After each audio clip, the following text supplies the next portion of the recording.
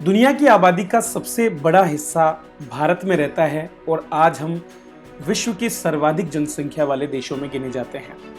ऐसे में इस बड़ी आबादी को खाद्य सुरक्षा उपलब्ध कराने की जिम्मेदारी बहुत बड़ी है और इसके लिए सरकार लगातार प्रयास करती रहती है।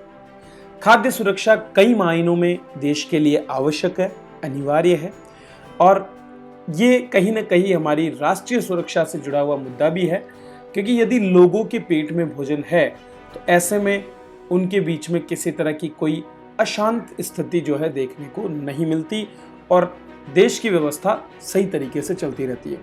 खाद्य सुरक्षा और भी मामलों में महत्वपूर्ण है। अगर हम बात करें गरीबी को दूर करने की, अगर बात करें हम देश में रोजगार की, तो आज भी देश की 70% जनसंख्या कृषि और उससे जुड़ी गतिविधियों पर निर्भर है और ऐसे में उनके लिए कृषि रोजगार का एक बहुत बड़ा माध्यम भी है।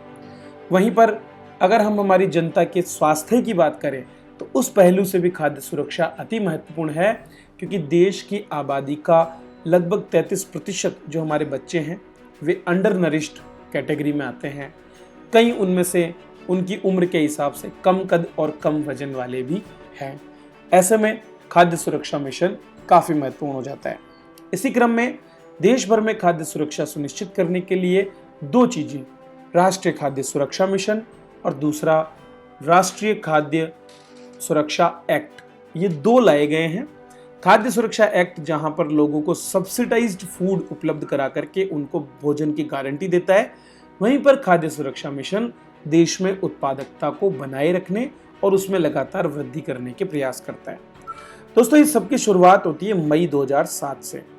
दरअसल मई 2007 में सरकार के द्वारा 11वीं पंचवर्षीय योजना के दौरान एक केंद्र प्रवर्तित योजना के रूप में यह निर्णय लिया गया कि देश को खाद्य सुरक्षा उपलब्ध कराने के लिए देश में जो प्रमुख खाद्यान्न है उनके उत्पादन को बढ़ाया जाए और इसीलिए गेहूं, चावल और मूल रूप से आपके दलहन, इनके उत्पादन पर वृद्धि की बात की गई और इसी को देखते हुए अक्टूबर 2007 में राष्ट्रीय खाद्य सुरक्षा मिशन के रूप में एक कार्यक्रम की शुरुआत की गई। उस समय इस योजना का ढांचा कुछ और था, लेकिन अगर आज हम बात करें तो केंद्र और राज्य मिलकर के इसके वित्त पोषण में 60:40 की भागीदारी रखते हैं। अर्थात अगर 100 रुपये खर्च हो रहे हैं तो 60 रुपये जहां इसमें कौन खर्च करेगा, आपके केंद्र, वहीं पर 40 रुपये राज्य के द्वारा खर्च किए जाएंगे। अब मुद्दा आता है कि आखिरकार इस खाद्य सुरक्षा मिशन के अंतर्गत किया क्या जाता है। तो जो गतिविधियां इसमें सम्मिलित है उन पर अगर हम नजर डालें तो इसमें किया जाता है प्रमाणित बीजों का वितरण ताकि उत्पादन बढ़े, क्योंकि प्रमाणित बीज लगभग 98% तक जर्मिनेशन करते हैं और इससे प्रति हेक्टेयर या प्रति बीघा के क्षेत्र में अगर हम देखें तो हमारी उत्पादकता बढ़ती है।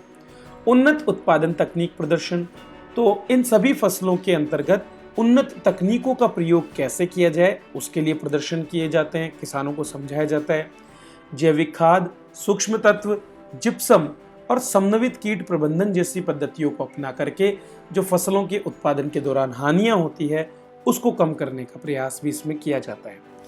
इसी तरह कृषि यंत्र, फव्वारा, पंप सेट और पाइपलाइन से संबंधित सब्सिडी और अनुदान देकर के सरकार लोगों को ये संस्थागत संरचनाएं मुहैया कराती है ताकि वे समय पर सिंचाई करके अपनी फसलों का उत्पादन बढ़ा सके।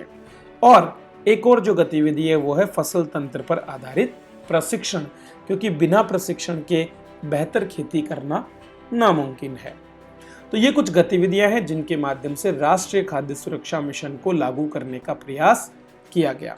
ये योजना जहां 11वीं पंचवर्षीय योजना के दौरान लागू रही, इसे बाद में न केवल 12वीं पंचवर्षीय योजना बल्कि हमारे 14वें और 15वें वित्त आयोग के सिफारिशों के अनुरूप आगे भी लागू किया गया है और वर्तमान में भी ये लागू है।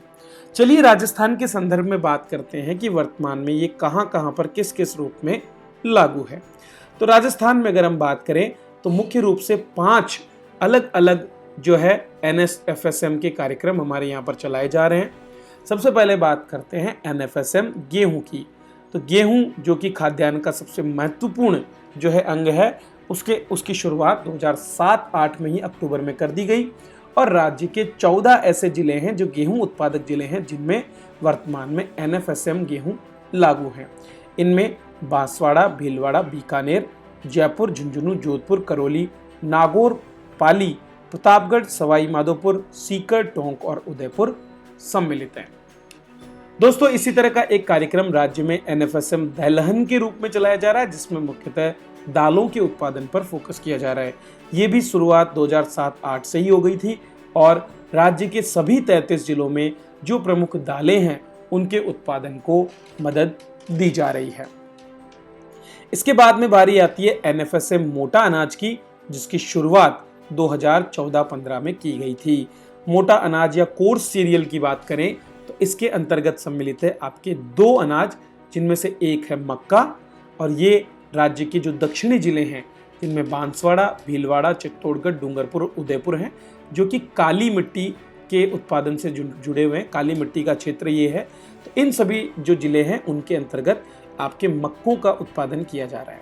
इसी तरह से जो कि कोर्स सीरियल के अंतर्गत ही आता है, उसको भी 7 जिलों में, जो गेहूं उत्पादक जिले ज़्यादातर इनमें हैं, अजमेर, भीलवाड़ा, हनुमानगढ़, जयपुर, नागौर और श्रीगंगानगर तथा सीकर, उनमें इसे क्रियान्वित किया जा रहा है। इसी तरह से दोस्तों आपके एक और जो है वो है एनएफएसएम न्यूट्री सीरियल, जो हमारे जितने भी पोषक तत्व वाले अनाज हैं उनका उत्पादन इसमें किया जा रहा है। 2018-19 से ही इनके उत्पादन पर ध्यान दिया जा रहा है और इसमें ज्वार और बाजरा सम्मिलित है, क्योंकि ये दोनों ही राजस्थान की प्रमुख उत्पादन किए जाने वाले न्यूट्री सीरियल हैं। ज्वार को हम 10 जिलों के अंतर्गत लागू कर चुके हैं, वहीं पर बाजरा 21 जिलों में लागू है। बाजरे को वर्तमान में श्री अन्न के नाम से भी जाना जाता है।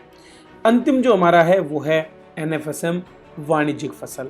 तो वाणिज्यिक फसलें जिसमें मूंगफली, तिल, इस तरह की फसलें हैं, उनको भी सम्मिलित किया गया है और वाणिज्यिक फसलों में कपास के लिए अग्रिम प्रदर्शन और पौध संरक्षण रसायन भी सम्मिलित है। तो ये है हमारे एनएफएसएम। आज अगर हम बात करें तो खाद्य सुरक्षा को लेकर के बहुत सी चुनौतियां भी हमारे सामने हैं, जिनमें अगर हम देखें तो संस्थागत जो संसाधन है उनकी कमी होना, इसके अलावा बेहतरीन जो ट्रांसपोर्टेशन की सुविधा है उसकी कमी होना, कोल्ड स्टोरेज और भंडार गृह की कमी होना, इस क्षेत्र में जो निवेश होना चाहिए था उसकी कमी होना, और हमारे यहाँ पर हो रहे जलवायु परिवर्तन, ये 4-5 बिंदु महत्वपूर्ण हैं जो हमारी खाद्य सुरक्षा को आज चुनौतियां दे रहे हैं। ऐसे में एनएफएसएम का ये जो हमारा कार्यक्रम है इसका सफल होना बहुत जरूरी है और इसके लिए राज्य द्वारा कुछ प्रयास भी किए जाने काफ़ी जरूरी है। खास करके तकनीक आधारित कृषि को बढ़ावा दिया जाए और हमारे किसानों को बेहतर प्रशिक्षण और बेहतर संसाधन मिले, ये भी बहुत जरूरी है। तो ये दोस्तों एनएफएसएम पर एक छोटी सी हमारी कक्षा थी जिसमें हमने माइंड मैप के माध्यम से आपको ये समझाने की कोशिश की है।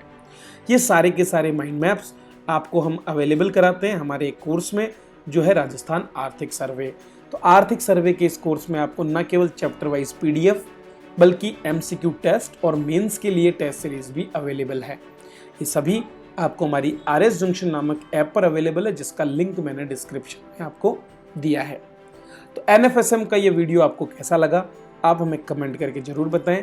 वीडियो को लाइक करें और अपने दोस्तों के साथ शेयर भी करें। मिलेंगे अगले वीडियो में एक और ऐसे ही बिंदु के साथ। तब तक के लिए आप सभी का बहुत बहुत धन्यवाद।